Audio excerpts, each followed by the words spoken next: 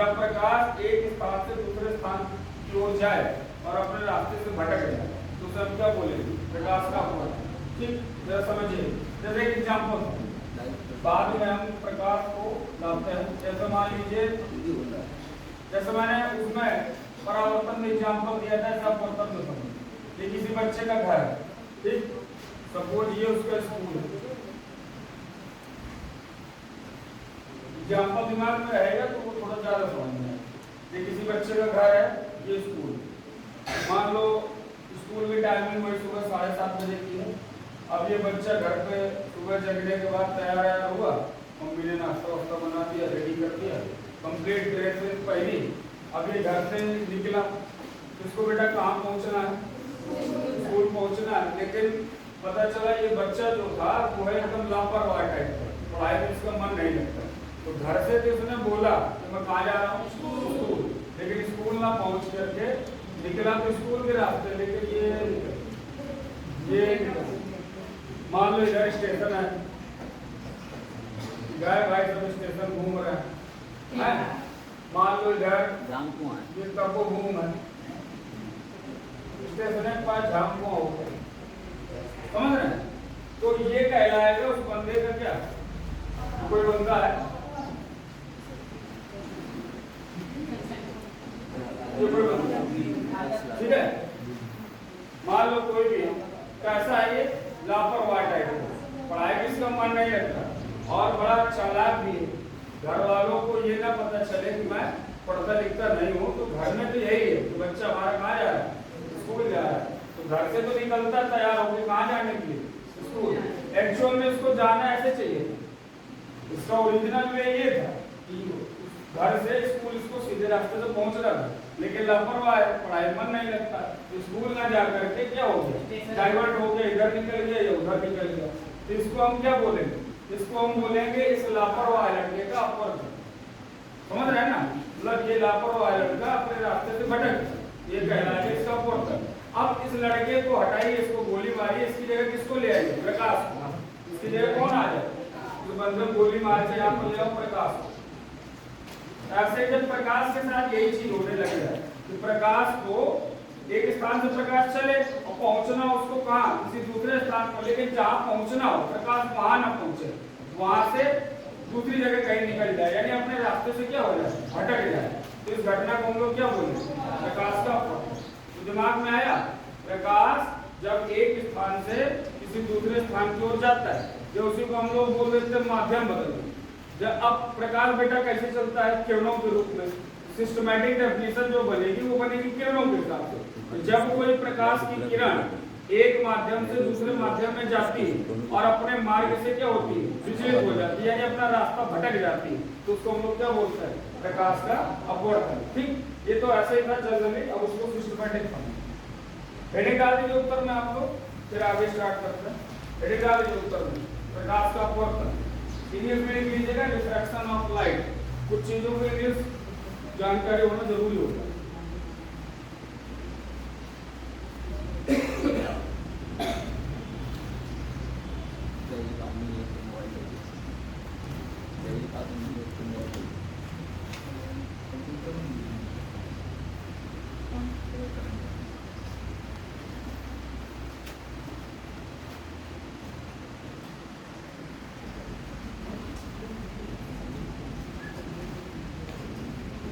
तो देखो अब समझिएगा, उसको सिस्टमैटिक समझे। ये बेटा हम ले रहे हैं डिवाइडिंग सरफेस। डिवाइडिंग सरफेस का मतलब है विभाजक सतह। विभाजक सतह का मतलब क्या है बेटा? ध्यान देना। विभाजक सतह का मतलब ये सतह जो है ये दो माध्यमों को विभाजित कर दे। इस सतह के ऊपर एक माध्यम है और इस सतह के नीचे एक माध्यम, ठीक है? समझिए, जैसे मान लें कि इस सतह के ऊपर बेटा यहाँ पर ए है और इस सतह के नीचे यहाँ पर गिलास। गिलास का मतलब समझ तो कांच, ठीक है? प्रकाश जो है वो बेटा कई माध्यमों में चल सकता है ना? प्रकाश, अब वायु में प्रकाश चलता है, हम आप लोग बैठे हैं, कौन सा माध्यम है? हमारे आसपास क्या है? वायु ही तो है, और ये प्रकाश देखो कहाँ फैल रहा है? वायु नहीं तो फैल रहा है, तो प्रकाश का संचरण वायु में होता है, ठीक है? और कांच में भी प्रकाश संचरित होता है।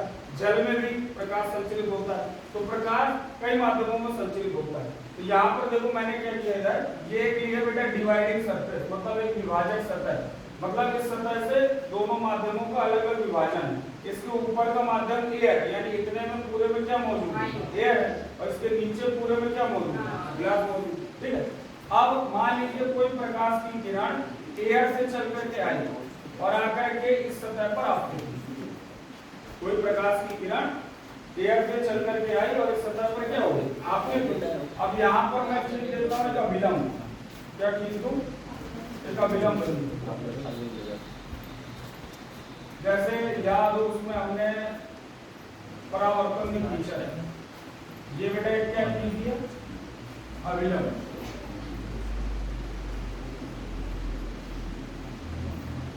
ये किरण बेटा आकर के गिरी तो कौन सी किरण हो जाएगी, आपके, जैसे परावर्तन में होता है, इंग्लिश में बोलते हैं इंसिडेंट रे। ठीक है, वैसे उसमें मैंने लिख चुका हूँ, दोबारा लिख दो, दोबारा लिख देगा। इंग्लिश में बोलते हैं इंसिडेंट रे। ठीक, ध्यान दीजिए। अब ये प्रकाश की किरण वायु से आई, आकर के इस पृष्ठ पर आती थी।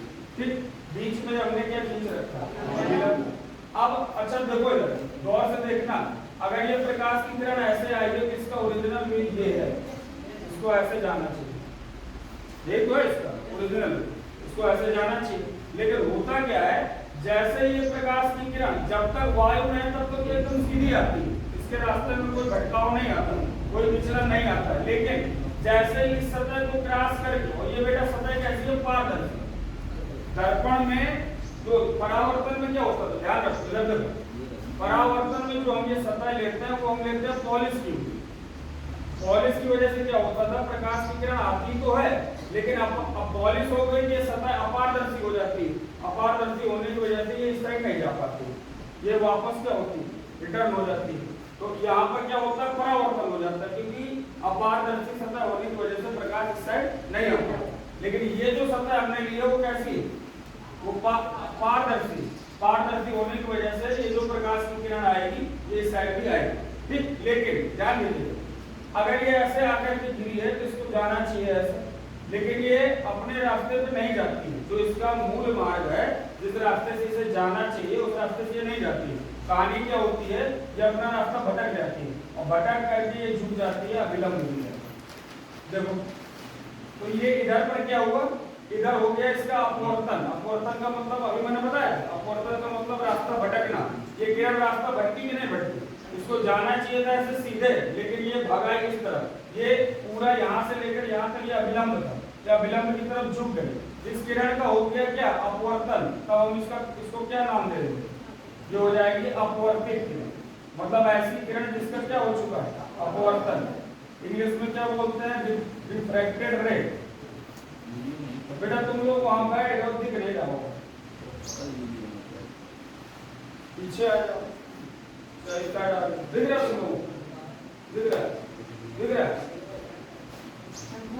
तो बोझ न करो, बिना दिखेगा नहीं तो मजा नहीं आएगा।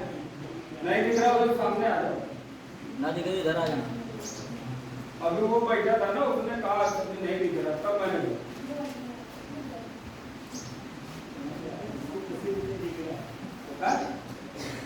उधर से ना दिखे, इधर आ जा, इधर आ जा।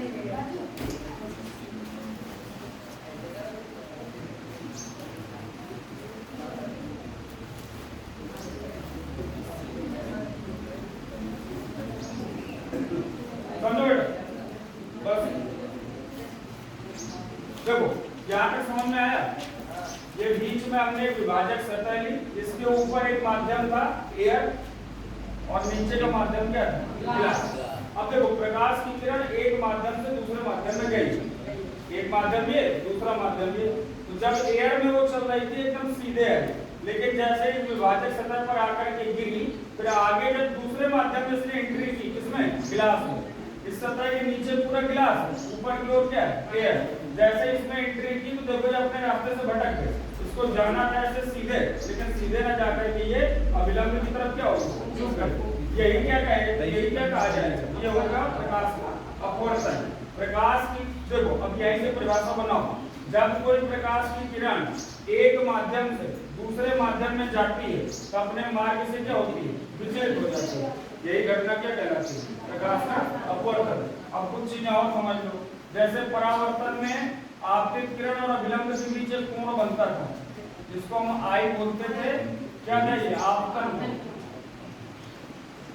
आपतित किरण की वजह से जो कोण बनता है आपतन कोण, और इधर भी एक कोण बनेगा किसकी वजह से, अपवर्तित किरण की वजह से, इसको हम बोलेंगे क्या, अपवर्तन कोण। परावर्तन नहीं बेटा, अपवर्तन कोण। चलिए फिगर बनाइए, फिर आगे बात करते हैं। फिगर बनाइए।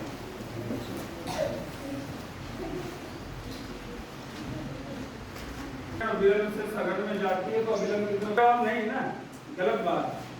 आपसे कोई पूछे कि बेटा बताओ अपवर्तन का कारण क्या होता है, क्यों, कोई दिक्कत, कोई दिक्कत नहीं। जो चीज स्कूल में नहीं मिले वो यहाँ मिले, परेशान ना हो। हम लोग का है क्लियर, इसी के लिए तो है। हर एक टॉपिक ऐसा पढ़ा देंगे बिल्कुल डीपली, क्यों, कहाँ, कैसे, सब चीजें उसमें आ जाएंगी, परेशान ना हो। हर चीज की जानकारी मिलेगी। भाई इतना तो ठीक है, ये सब कोई बता देता है कि प्रकाश की किरण जब अपना रास्ता भटकती है तो ये घटना क्या कहलाती है, अपवर्तन कहलाती है। लेकिन ये बहुत कम लोग बताते हैं कि ऐसा होता क्यों, ऐसा क्यों होता है कि भाई हवा से अगर कोई प्रकाश की किरण कांच में जाने लगी तो क्यों रास्ता भटक गई, या कांच से जल में जाने लगी तो क्यों रास्ता भटक गई।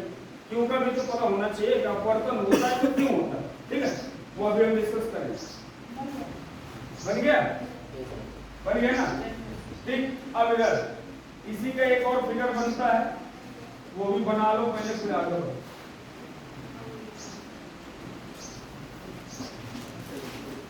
अब ये माध्यम बेटा बदले दे रहा है, ऊपर ग्लास किए दे रहा है और नीचे एयर किए दे रहा है। ये प्रकाश की किरण आपतित हुई,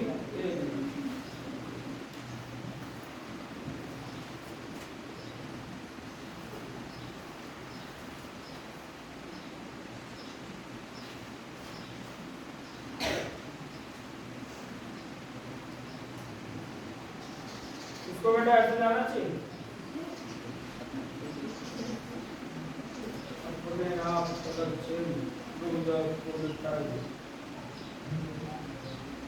चलो तब तक आप लोग लिखते जाओ, बना समझ आए तो बात करें। देखो, जब कोई प्रकाश की किरण,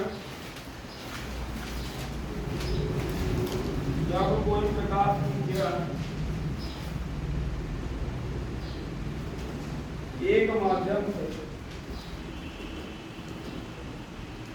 दूसरे माध्यम में जाती है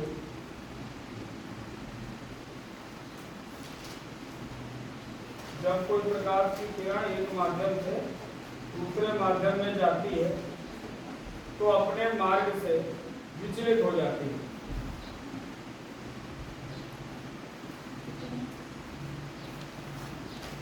अपने मार्ग से विचलित हो जाती है। यह घटना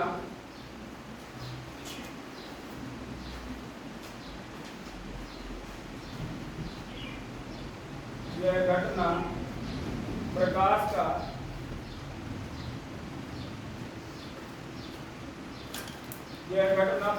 का अपवर्तन कहलाती है।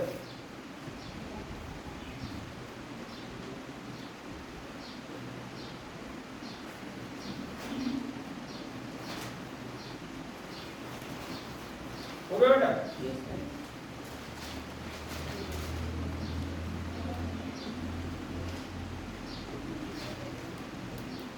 लाइन चेंज करके लिखो।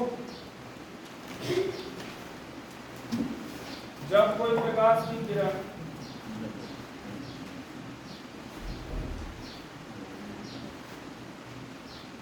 विरल माध्यम से, अभी बताऊंगा विरल और सघन क्या होता है। जब कोई प्रकाश की किरण विरल माध्यम से सघन माध्यम में जाती है, विरल माध्यम से सघन माध्यम में जाती है तो अभिलंब की तरफ झुक जाती है। तो अभिलंब की तरफ झुक जाती है।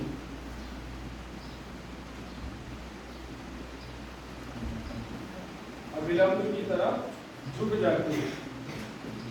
इसके विपरीत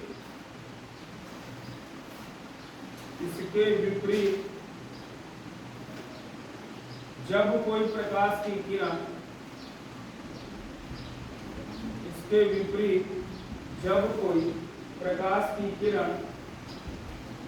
सघन माध्यम से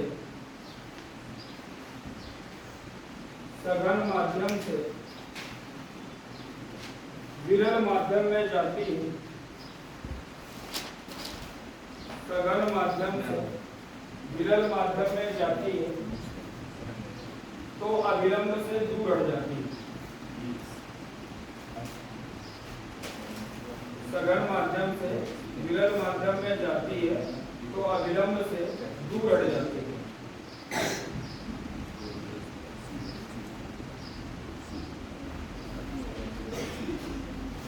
हो गया बेटा? बनाओ दूसरा वाला फिगर।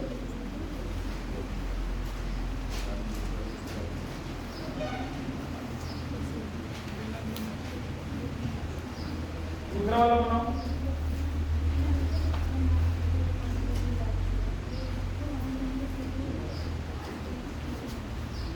यहाँ लिख देना गिलास और इधर लिख देना एयर।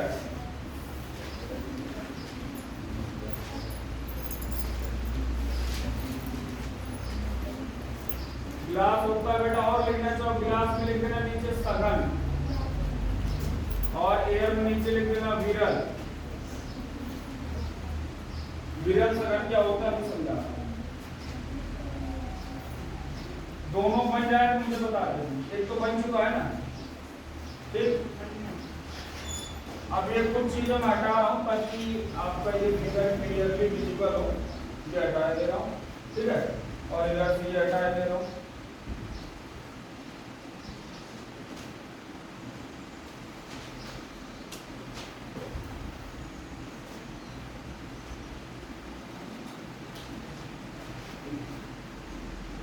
नोट तो कर चुके हैं ना? जो चीज यहाँ है वही चीज वहां, बस थोड़ा सा चेंज है। आपकी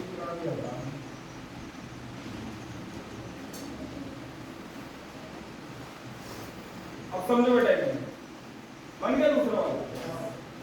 बना रहा है? चलिए देखिए, दोनों फिगर गौर से देखिए। इसमें क्या हो रहा है बेटा? अपवर्तन दोनों में हो रहा है। इसमें भी देखो, ये प्रकाश की किरण ऐसे आई थी, जाना था इसको सीधे, लेकिन सीधे न जाकर के इस तरफ झुक गई। और किस तरफ झुकी है? ये रेखा कौन सी? ये आपकी अभिलंब। अभिलंब की तरफ ये झुक गई। इधर ध्यान दीजिए, प्रकाश की किरण को जाना था कैसे? सीधे, लेकिन ये इधर की ओर झुक गई, अभिलंब की तरफ। इसमें ध्यान दीजिए क्या हुआ? ये प्रकाश किरण आई, जाना था इसको ऐसे, लेकिन क्या हुआ? ये दूर की ओर भाग गई। किससे दूर हो गई? अभिलंब से। तो हमने अभी दो लाइनें लिखी। अपवर्तन दो प्रकार का होता है। पहले अपवर्तन की पहली कंडीशन ये है कि प्रकाश की किरण अभिलंब की तरफ झुक जाती है, और दूसरी कंडीशन ये है कि प्रकाश की किरण अभिलंब से क्या होती है? दूर चली जाती है। लेकिन इसकी दो शर्तें हैं। ऐसा होता कब? तो वो अभी हमने लिखा है कि जब कोई प्रकाश की किरण, एयर है आपकी विरल और गिलास है आपका सघन। अभी हमने क्या लिखा उसको समझो। जब कोई प्रकाश की किरण विरल माध्यम से कहां जाएगी? सघन माध्यम, तो अभिलंब की तरफ झुके। और इसके विपरीत जब किसी सघन माध्यम से कहां जाएगी? विरल माध्यम में, तो क्या होगा? अभिलंब से दूर हट जाएगी। ये दो कंडीशन होती है अपवर्तन की। अब बात करते हैं ये विरल और सघन होता क्या? इधर आपने बना रखा है ना, ठीक। अब ध्यान दीजिए, इधर ये सब लिखना जरूरी नहीं है, वही सब चीजें। ये आपतित किरण, ये अपवर्तित किरण, ये आपतन कोण, अपवर्तन कोण, अभिलंब, वही सब चीजें। अंतर क्या है? देखो, इधर हमने लिया, हम गए, प्रकाश की किरण इधर कैसे गई है? एयर से आकर के गिलास में गई। मतलब एयर का मतलब क्या है बेटा? वायु। वायु से कहां गई है? कांच में। विरल से कहां गई? सघन में। और इसमें क्या है? अब देखो, हमने मीडियम उल्टे कर दिए, गिलास को ऊपर कर दिए और एयर को कहां कर दिया? नीचे कर दिया। यानी अब कहां जा रही है? सघन से किसमें जा रही है? विरल में, ठीक। अब ध्यान दें, अब बात करते हैं ये क्या बला है सघन और विरल। पहले इसका भी पता होना चाहिए। सघन और विरल का मतलब समझो। सघन माध्यम बेटा किसको बोलते हैं, विरल माध्यम किसको बोलते हैं, जरा समझना ध्यान से। यही अपवर्तन का लॉजिक भी, अगर आपको इनके बारे में अच्छे से मालूम है तो मतलब आपको अपवर्तन अच्छे से आता है। सघन माध्यम और विरल माध्यम कहेंगे किसको? विरल माध्यम बेटा उसे कहा जाएगा जिस माध्यम के कण दूर दूर हों।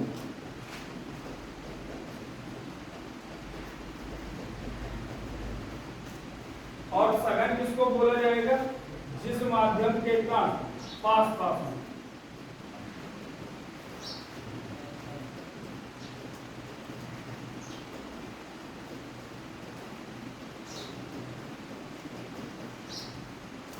सघन का मतलब घना, घना समझते हैं ना, मतलब सघन का मतलब घना, जहां पर क्या हो, हाँ जगह कम हो। विरल का मतलब करेक्ट क्या स्पेस ज्यादा होना चाहिए, कण जो है वो दूर दूर, जैसे समझिए जैसे वायु है, वायु को कहा जाता है विरल माध्यम। क्यों? क्योंकि वायु के जो कण होते हैं वो चारों तरफ फैले होते हैं, दूर दूर होता है। और अगर हम बात करें जैसे कांच की, तो जरा दिमाग लगाओ, कांच में अच्छा देखो एक चीज समझ लो, दुनिया की हर एक चीज, हर एक पदार्थ कणों से मिलकर के बना। जैसे मैं इससे लिख रहा हूँ इलेक्ट्रिक पेन से, प्लास्टिक का बना, इसमें प्लास्टिक के कण। आप जिस कॉपी में लिख रहे हो, कॉपी में कागज के कण है कि नहीं? जिस पेन से आप लिख रहे हो उसमें प्लास्टिक के कण, कोई लोहे की बनी चीज है उसमें लोहे के कण है कि नहीं? तो कहने का मतलब ये कि हर एक पदार्थ कणों से मिलकर के बना, बट डिपेंड करेगा कि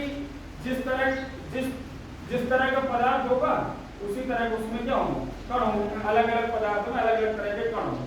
तो अब जैसे कांच है तो कांच में कांच के कण, वायु है तो वायु में वायु के कण, लेकिन दोनों में अंतर है। कांच के कण आप देखिए, कांच का कोई भी टुकड़ा उठाइए तो कांच के कण क्या होते हैं, एकदम चिपके होते हैं, एकदम पास पास होता है। पास पास होने का मतलब है घनी अवस्था में होता है। और वायु के कण क्या होते हैं, वायु के कण होते हैं दूर। तो होता क्या है, अब यही समझिएगा। एक तो ये समझ लीजिए कि सघन और विरल का मतलब क्या है, इसको नोट करिए नीचे जल्दी, फिर आगे बढ़ो। तो सघन माध्यम किसको बोलेंगे बेटा? जिस माध्यम के कण क्या होंगे, पास पास, उसको हम कहते हैं सघन माध्यम, ठीक। और जिस माध्यम के कण दूर दूर होंगे उसको हम कहते हैं विरल माध्यम। क्यों प्रकाश की किरण विरल से सघन जाती है तो क्यों अभिलंब की तरफ झुक जाती है, और जब सघन से विरल जाती है तो क्यों अभिलंब से दूर हट जाती है? ये शायद ही आपको कोई बताएगा, ठीक है, बाकी बता दे तो अच्छी बात नहीं, बहुत है। जैसे जल वायु की अपेक्षा सघन, जल जो है ना, जल वायु की अपेक्षा सघन। माध्यम तो बेटा बहुत होता है, हीरा माध्यम, ठीक है, जल हो गया, वायु हो गया, कांच हो गया, पारा हो गया, बहुत सारे माध्यम है, निर्वात भी माध्यम है। बेटा चलो अब बात आती है कि ये तो सघन और विरल का कॉन्सेप्ट है, बात आती है कि अपवर्तन का कारण क्या है, जरा ध्यान दीजिए। ये बहुत जरूरी चीज बता रहा हूं, बहुत अच्छे समझिए। काज ऑफ रिफ्रैक्शन, अपवर्तन होता क्यों? भाई ये तो ठीक है कि प्रकाश की किरण जब एक माध्यम से दूसरे माध्यम में जाती है तो वो अपने मार्ग से क्या होती है, भटक जाती है। यह घटना क्या कहलाती है, प्रकाश का अपवर्तन। अब उसमें भी दो कंडीशन है, या तो अभिलंब की तरफ झुक जाती है या तो अभिलंब से क्या होती है, दूर हो जाती है। लेकिन बात यह आती है कि ऐसा होता क्यों? क्यों ऐसा होता है कि प्रकाश की किरण मान लो अभी वायु में है और उसको हम कांच के अंदर भेजने लगे तो क्यों वो भटक जाती है? या मान लो अभी कांच में है, कांच से वायु में जाने लगे तो क्यों भटक जाती है? उसका कारण समझो। तो कारण बेटा क्या होता है, किताबों में जो आपको मिलेगा कारण क्या बताया जाता है, सुनिए। कारण ये बताया जाता है कि अलग अलग माध्यमों में, अभी मैं लिखाऊंगा इसको, अभी समझ लो, अलग अलग माध्यमों में प्रकाश की चाल अलग अलग होती है।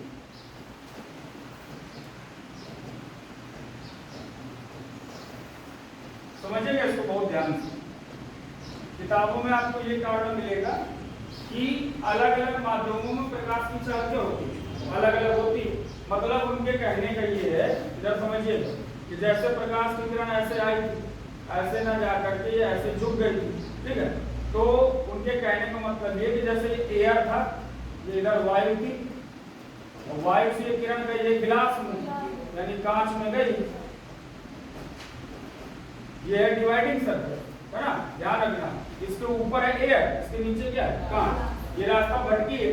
तो कारण क्या बताया गया किताबों के हिसाब से? कारण ये है कि प्रकाश की जो चाल होती है वो अलग अलग माध्यमों में क्या होती है, अलग अलग होती है। लेकिन इतना भर कह देना कारण के लिए पर्याप्त नहीं भाई, चाल अलग अलग होती है। अलग अलग होने का मतलब ये है बेटा, इसको और थोड़ा मैं सिंप्लीफाई करूं, प्रकाश की अलग अलग चाल का मतलब है कहीं चाल अधिक होती है, कहीं चाल क्या होती है, अधिक होती है, और कहीं चाल क्या होती है, कहीं चाल कम होती है। और होता क्या है, विरल माध्यम में प्रकाश की चाल अधिक होती है, स्पीड से चलता है, और सघन माध्यम में प्रकाश की चाल क्या होती है, धीमी हो जाती है। उसको आप ऐसे समझ लीजिए, जैसे हम है, मान लीजिए आप अपना एग्जांपल ले लीजिए, आप रोड पे चलो, अगर रोड पे गाड़ियां कम है, ट्रैफिक कम है, एकदम विरल रोड है। अच्छा, विरल और सघन का मतलब अभी मैंने क्या बताया? विरल का मतलब ऐसा माध्यम जिसके कण क्या हो, दूर खुली जगह एकदम, और सघन का मतलब क्या है, ऐसा माध्यम जिसके कण क्या हो, आस-पास। तो जरा अपना एग्जांपल समझिएगा, प्रकाश को छोड़िए थोड़ी देर के लिए। मान लीजिए आपको रोड पर दो स्थितियों में चलना हो। पहली स्थिति में आप चलो तो रोड एकदम से खाली टाइप का हो, मतलब वाहन जो हो बहुत कम वाहन हो, वो भी दूर दूर चलना, तो आप क्या होगा, आप अच्छी स्पीड से चल सकते हो। और मान लो दूसरी कंडीशन में उसी रोड में जाम लग जाए, एकदम कई सारी गाड़ियां एकदम एक दूसरे के पास आकर के थोड़ी थोड़ी दूरी पर एकदम चिपक के गाड़ियां चल रही हैं, उस समय तो क्या आपकी स्पीड में कमी आएगी कि नहीं आएगी ना। तो जैसे आप अपना एग्जांपल दिमाग में रखो कि अगर आप खुले रोड में चलते हो, खाली रोड में, तो आपकी चाल ज्यादा होती है, और जब आप किसी ट्रैफिक वाले रोड में चलते हो जहाँ पर खूब गाड़ियां, खूब वाहन है, खूब भीड़ भाड़ है, तो वहां पर आपकी गति क्या हो जाती है, धीमी हो जाती है। यही कहानी प्रकाश की। प्रकाश जब किसी ऐसे माध्यम में चलेगा जिस माध्यम में कणों का भंडार है, यानी कण बिल्कुल पास है, तो प्रकाश की चाल क्या हो जाएगी, प्रकाश की चाल क्या होगी, धीमी हो जाएगी। जैसे कांच, जरा इन दोनों में समझना बात को। वायु को आप कह सकते हो खाली सड़क, ध्यान देना, और कांच को आप कह सकते हो कैसी, हाँ भरी कह दो, या ट्रैफिक वाली कह दो, ठीक है, या रस वाली कह दो, ऐसा कह दो भीड़ वाली कह दो। कांच में क्या है, कांच के जो कण है ना बेटा, वो एकदम पास है, तो जो प्रकाश उनके अंदर से गुजरेगा तो प्रकाश को उतना स्पेस नहीं मिलेगा जितना कि वायु में मिलेगा, क्योंकि वायु में क्या है, कण दूर दूर फैले यानी स्पेस ज्यादा है, ज्यादा स्पेस होगा तो प्रकाश की चाल अपने आप क्या होगी, बढ़ जाएगी। तो दिमाग में रखिएगा, जैसे वायु है, वायु के कण दूर दूर है, जैसे खाली सड़क में क्या होता है, पता चला अभी आपको एक वाहन मिला, फिर थोड़ी दूर तक कोई वाहन नहीं, बहुत आगे चल के कोई वाहन मिला, फिर काफी आगे चलने के बाद एक वाहन मिला, तो ऐसे रोड पे आप अपने आप स्पीड बढ़ा लोगे। और मान लो आपने चलना शुरू किया, 2-4 गाड़ियां मिली, एक कदम बढ़े, फिर 2-4 गाड़ियां, फिर एक कदम बढ़े, फिर 2-4 गाड़ी, स्पीड अपने आप क्या होगी, कम हो जाएगी। तो फिर अपनी जगह आप रखिए किसको, प्रकाश को, और सड़कों की जगह किसको ले आइए, वायु और कांच को। तो प्रकाश जब कांच में चलेगा, कांच का मतलब सघन माध्यम में चलेगा, तो कांच के कण क्या है, पास होंगे, तो वहां भीड़ भाड़ होगी, तो प्रकाश की गति क्या हो जाएगी, धीमी हो जाएगी। और जब वही प्रकाश किसमें चलेगा, वायु में चलेगा, तो वायु के कण क्या है बेटा, दूर है, तो स्पेस अच्छा मिलेगा प्रकाश को, तो प्रकाश क्या होगा, तेज चलेगा। ठीक, तो ये चीज समझना। फिर वापस हम यहाँ पे आते हैं कि अलग अलग माध्यमों में प्रकाश की चाल क्या होती है, अलग अलग होती है, कहीं चाल अधिक होती है और कहीं चाल क्या होती है, कम होती है। अधिक कहाँ होगी, विरल माध्यम, इसको भी नोट कर लो फटाफट, नीचे हेडिंग डाल लो, पोर्शन का कारण। अब अभी ये, लेकिन ये पूरा उत्तर नहीं, इससे हम सेटिस्फाई नहीं कि यही कारण, पहले नोट करो फिर डिस्कस करो।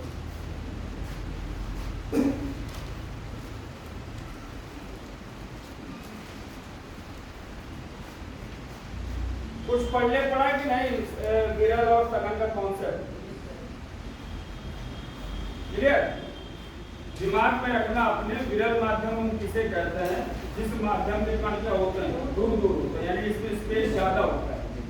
तो जब उस माध्यम में प्रकाश चलता है उसकी गति क्या होती है? अधिक होती है, स्पीड ज्यादा होती है। और जब प्रकाश किसी ऐसे माध्यम में चलता है जो कि सघन है, सघन का मतलब जिसके कण क्या है आस पास, तो प्रकाश उतनी स्पीड से नहीं चल पाता, उसकी स्पीड क्या होती है? कम होती है। ठीक है, अब आगे बढ़ेंगे, नोट करें।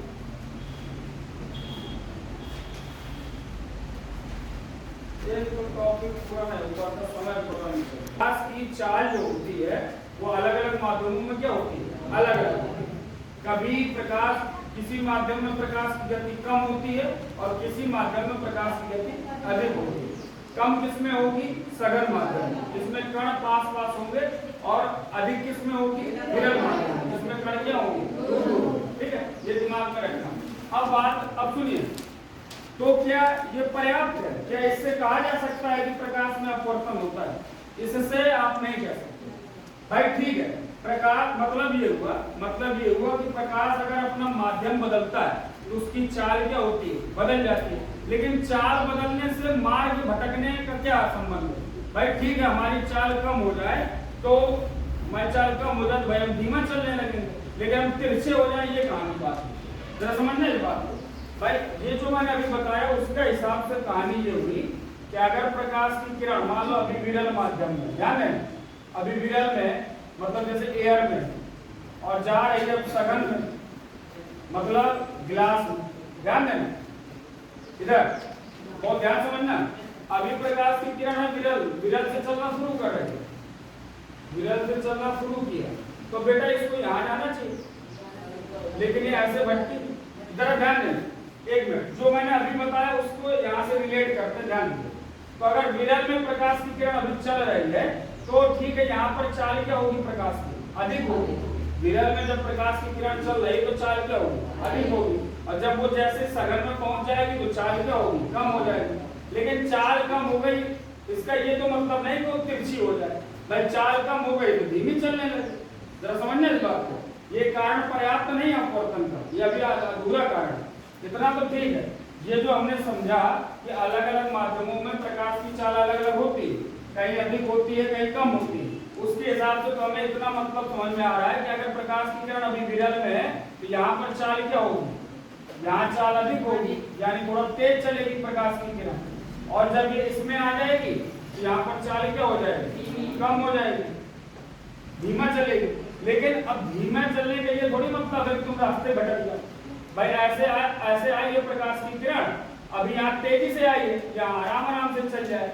लेकिन गति धीमे होने का ये मतलब तो नहीं होता कि अपने रास्ते से भटके जाओ भाई। हम सीधे से जा रहे हैं, मन हमारा अभी तेज चलना है तो सीधे चलते हुए हम चाल को थोड़ा सा कम कर लें, धीरे धीरे चलने लगे। लेकिन गति धीमे होने का ये तो मतलब नहीं होता कि हम तेज चल रहे थे तो सीधा चल रहे थे और धीमा चल रहा तो हम ऐसे चलने लगे या ऐसे चलने लगे। ये बात क्या हो सकती है? जरा सोचो। तो क्या इतना कारण पर्याप्त? क्या इतना कारण पर्याप्त है कि अगर माध्यम बदला तो इसमें चाल ज्यादा इसमें चाल कम, लेकिन चाल के कम होने का ये मतलब तो नहीं होता कि भाई रास्ते भटक जाओ, ये पर्याप्त नहीं। तो उसका कारण मिलता है कहाँ से? तो समय की कमी। तो कल डिस्कस किए थे, 54 हो गया है, कोचिंग है आपसे। चलो आज वो भी देख पाएंगे। चित्र बना लियो, यहाँ तक नोट कर लियो।